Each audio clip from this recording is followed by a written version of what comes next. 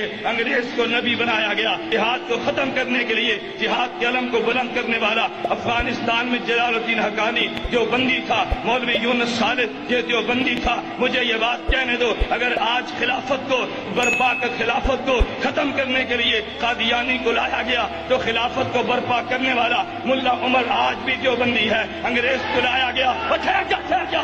جا، انگریز کو لایا گیا، ایک میں ٹھہر جا، انگریز کو لایا گیا، انگریز کو ملک میں ٹھہر جا، انگریز کو ملک میں لایا گیا دینی نظام کو ختم کرنے کے لیے۔ اس ملک میں وفاق المدارس کے نام پہ دینی تعلیم کو سر بلند کرنے والا مولانا سلیم اللہ خان جو بندی ہے۔ اگر مساجد کو مٹانے کے لیے یہاں پہ انگریز قادیانی کو کھڑا کیا گیا، لال مسجد پہ قربانی دینے والا غازی عبدالرشید جو بندی ہے، اگر ناموس صحابہ کو مٹانے کے لیے ٹھہر جا، اگر ناموس صحابہ کو مٹانے کے لیے انگریز کو اپنے پودے کھڑے کرنے پہلے ناموس صحابہ کی جنگ لڑنے والا عبدالستار توسوی جو بندی ہے، علی امیر عظیمت مولانا حق نواز جو بندی ہے۔ میں کہنا یہ چاہتا ہوں ہر محاذ پہ علماء دیوبند نے جنگ لڑی ہے۔ میں اپنے اکابر کی موجودگی میں کہتا ہوں اگر ہر محاذ پہ علماء دیوبند نے جنگ لڑی ہے پھر مجھے کہنا چاہیے یہ ختم نبوت کا سہرا اکابر علماء دیوبند کے سر پہ ہے، ناموس صحابہ کا سہرا اکابر علماء دیوبند پہ ہے، ارے سیاست کا سہرا اکابر علماء دیوبند کے سر پہ ہے،